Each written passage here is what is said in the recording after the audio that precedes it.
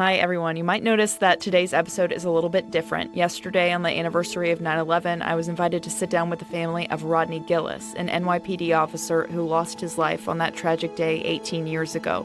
You'll hear from his two daughters and their mother. They do a cookout every year in Rodney's honor. He loved to grill, so I went to them with my mics. I also made the interview into a story for TV, so my questioning and the format of this episode's a little bit different. But I wanted to share their story on the podcast too, to honor Rodney, to remember everything and everyone we lost that day. In my interview, I also reference a video. So this is a video that I found on YouTube made by Rodney's fellow NYPD officers back in 2006 for the Gillis family. It's so powerful. I'm going to play some of that before getting into the interview, so that's what you're going to hear. This is for all the life the world lost that day in 2001, Rodney included. We'll never forget. Here's today's episode. He wasn't just Sergeant Gillis. He was your friend. He was our hero prior to September 11th and today.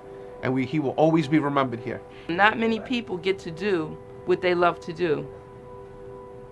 Be assured, he loved coming to work and he loved doing this work. So, and he made you love it. It was like my little brother that got older than me, you know. I watched him mature. I watched him. Your dad was our strength and we were his. Really. We were his. When I came in that day, they told me all these guys were going. And, but everybody here wishes they were with him. We all lost a piece of our heart, and we'll never forget. We'll never forget. What do you guys remember from that day and how it kind of unfolded? So I was 14. I was in John Jay High School, but I think they had like renamed it at the time. I was in my 9th grade classroom, and the principal went around the buildings, and she just kept asking everyone to close the blinds. But we're 14, so we went and opened them. And I can't do this. we went and opened them, and we actually saw the towers. The first one was on fire. I watched the second one go into the building, and then I actually watched both towers collapse from my homeroom classroom window.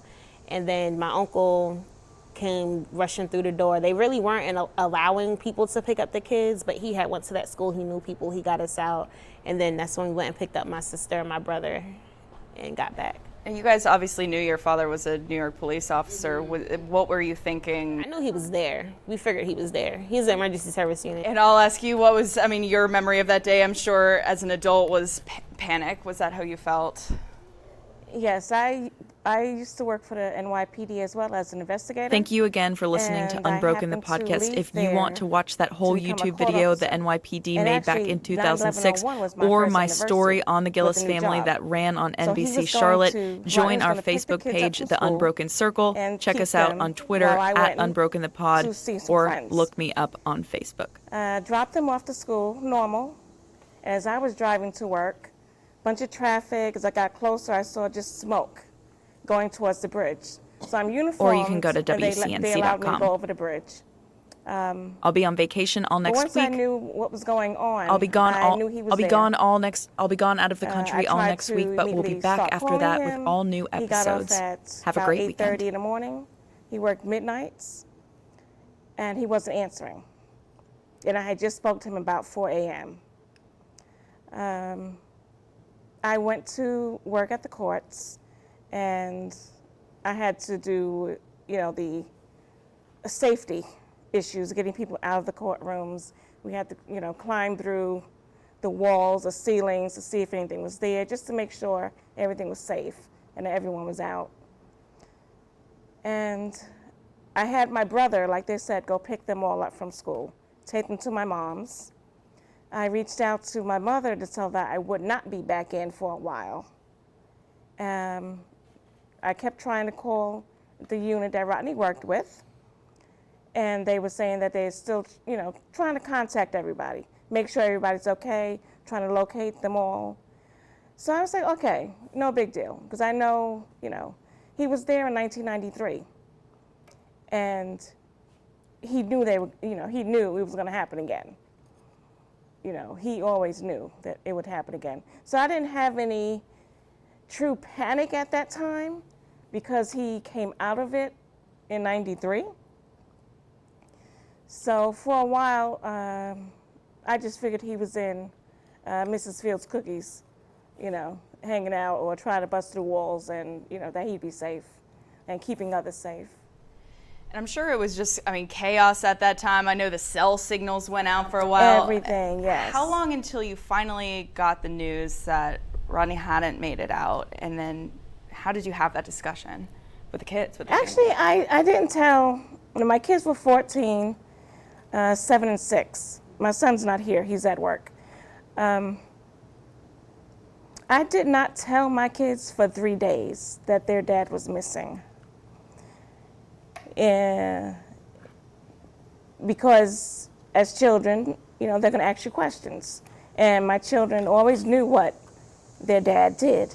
So, we've never kept anything like that a secret. I was always prepared to tell them if he had gotten shot or, got injured or something, but I was never prepared for something like this. So it took me 3 days to kind of get the words together, and I knew I needed to tell them exactly what happened instead of the what ifs. I didn't want to put them on that type of roller coaster that I was already on. I say by the time I did tell them, I had already received the call that we were now, not in the search mode, not in rescue mode.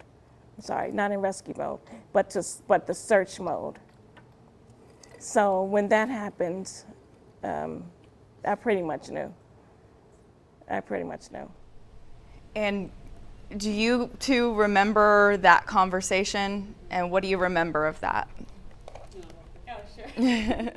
Well, mine's, again, it's a lot of innocence involved in what was going on at the time, me being 7 years old. So I remember the singer Aaliyah had passed away months before. So that was kind of my understanding of it, was just asking if he was in heaven with Aaliyah, if those two, situations were the same. And that was kind of my way of understanding it. And from then on, my childhood nickname was Smiley, so I kind of kept that energy and tried to keep going that way. Yeah. Well, from what I read about him, that sounds like that's how he was too, smiling a lot. That's awesome. What about you? What do you remember? 14, I remember, was the hardest year of my life. That's a tough year period. It was definitely a very trying time for me, being, a teenager and being new in high school. But like she said, she did wait to tell us. I think it was more so, the way I understood it at 14 was just her waiting until she had some definite, answer to tell us as far as what was going to happen. Because with us being in school in Brooklyn, it was all over the news, all over the radio. Everybody's talking about it in class. At this point, people were bringing in portable radios. And so I will say my mom definitely made sure that we did not hear anything first on the news. And so it was, with that being said, it was kind of difficult because we weren't really allowed to watch too much TV. We weren't really allowed to listen to the radio per se.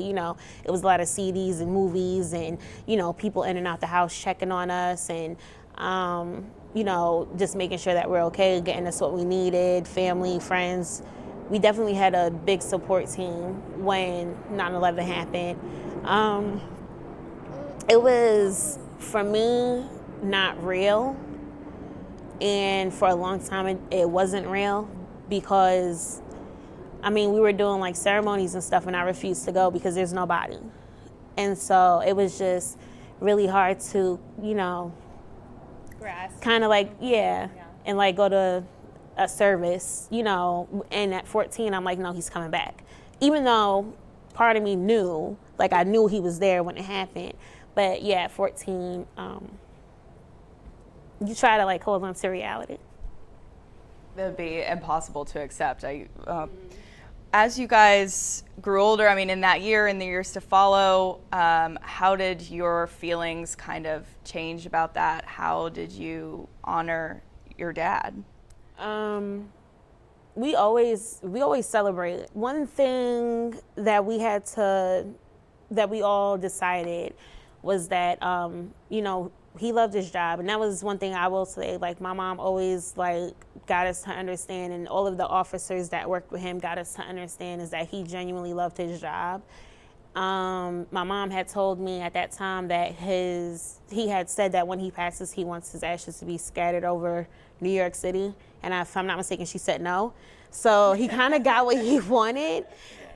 So, you know, like that part of it was kind of like, okay, well, we have to be okay with it, because he, you know, died doing what he loved to do. And, you know, he got what he wanted. He's all over the city, you know, just floating around all over the place. So, you know, he got what he wanted, and it's hard to be upset about that. So 9/11, even though it's like a bittersweet thing, like, you know, we do get sad, but at the same time, we celebrate his life. It's a celebration. And at 9/11, we always take a shot of Jack for him. At 9:11 p.m. on 9/11? 9/11 p.m., yeah. He always tells people that Jack was his best friend, and his actual best friends didn't know who Jack was. They're like, when were we going to meet him? Who is this guy? Yeah. That's hilarious. Yeah, so at 9/11, we always take a shot of Jack for him. Yeah. But you know, 14, 7, and then my son was 6, and he was the one who said, "Mommy, you know Daddy's not coming home." That was when I told them what was going on, and he was the one who said. As a parent, you prepared for everything to be able to tell them, you know, but something like this, the tragedy in itself is impossible to describe to kids. Right. How did you cope? I went on automatic mode. I did what I was told to do from the departments that were dealing with us and taking care of us. I went on robotic mode to take care of my children and to make sure that they were okay. You know, I did what I had to do, but I was numb.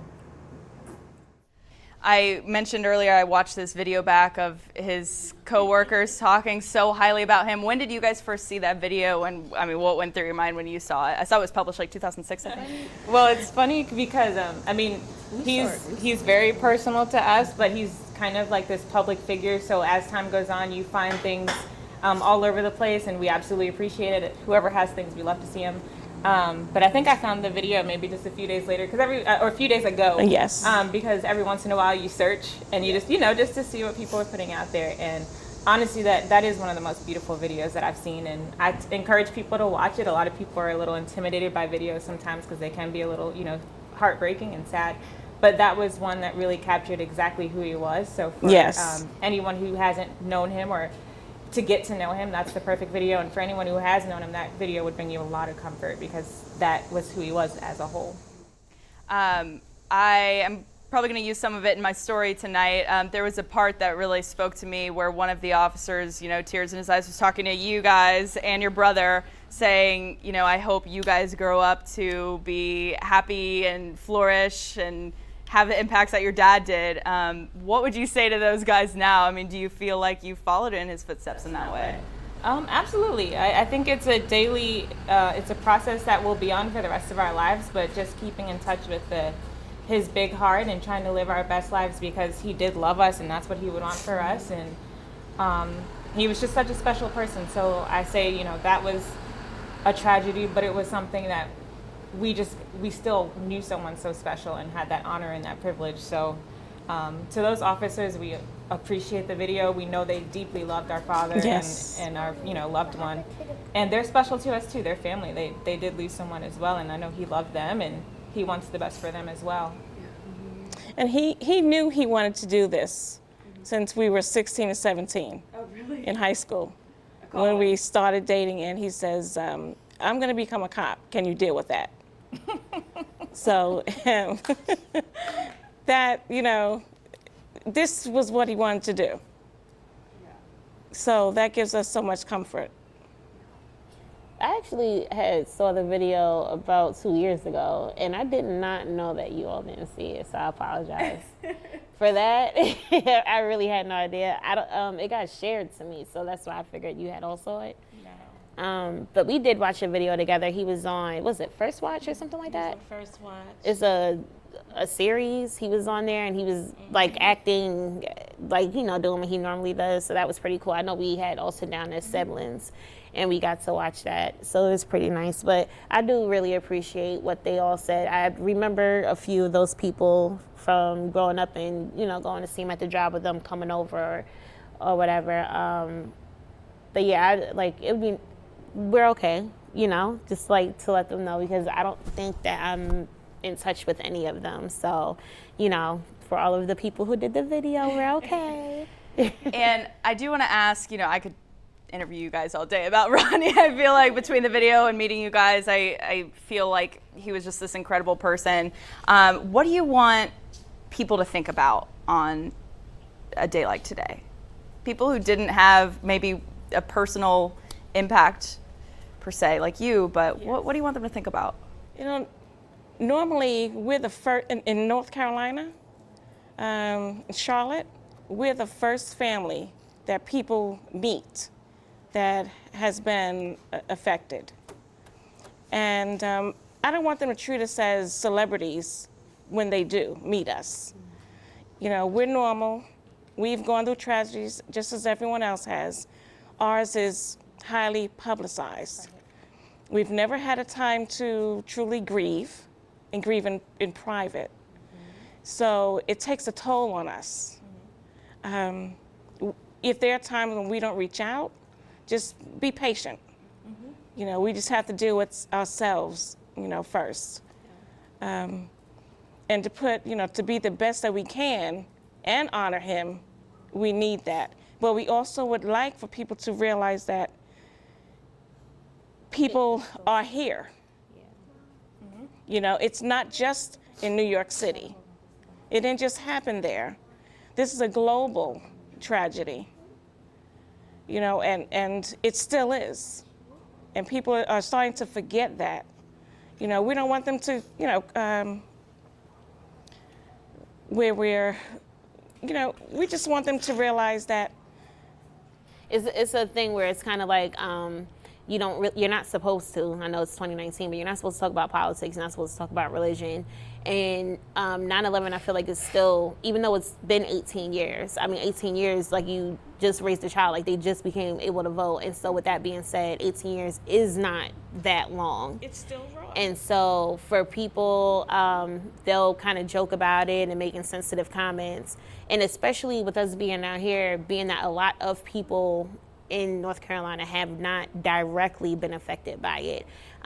They'll say some insensitive things, just not necessarily thinking that somebody around them has been directly affected, because, you know, they don't have that, like, you know, oh, I saw it from my classroom, or I was there, I had dust on me, or, you know, they don't have all of that. So, you know, just kind of be mindful and be kind to others, and not even just for 9/11, but I mean, there's other things that have happened where, you know, we do have to be kind, because we do not know who was affected or how it had affected them, how they're grieving with whatever happened. So it's a sensitive topic still. I think that we need to, in New York, when my children were younger, I would take things to their schools to speak to their class.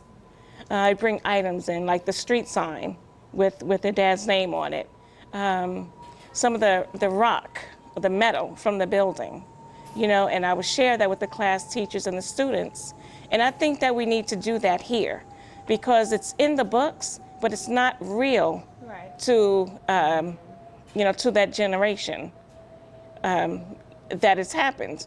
It's just like me speaking about World War I, you know, and not until I know someone who's been involved in World War I, I'm not going to get the true aspect. I'm not going to appreciate it. And I think that needs to be done a little bit more. You know, my kids, that, you know, their grandfathers in the books. My daughter is 10, and she went to school today, and she had on a T-shirt. They all had the picture, my sons and everything, and my son was running around like, oh, this is my grandpa, look at my grandpa was a superhero.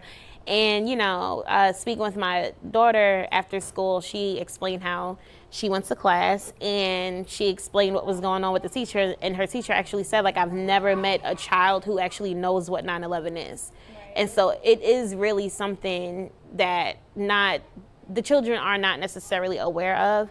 Especially with it being called, I think, Patriot Day, they're thinking, oh, okay, red, white, and blue. And, I feel like they do need to learn about it. It shouldn't be something that the kids are learning 20 years from now. Yeah. I think they do need to be aware of what's going on. It has a lot to do with the politics and everything that are going on right now. Especially now. Yeah, so, I do think that the children should be educated on it. Yeah, did you have anything to add to that, things you want people to think about today? I guess, just to take from it that, my father was 33, turning 34 when he passed away, and I'm 25. Like, you really have to take every day and love the people that you're with. Take the time out for yourself. Be kind to others, because you just don't know how much time you have, and we may feel like, I'm going to do this in a few years, I'm going to make up with this person in a few years, and you just never know. So just be a person of love, be forgiving, and really just try to be the kindest person that you can be, the best part of yourself. Yeah, appreciate the moments. On his way to the World Trade, he says, oh, it's a lovely day, it's a beautiful day. And it was, just as it is right now. Mm-hmm. He knew what he was going into, not knowing that he wasn't coming out of it, but he still thought about the day.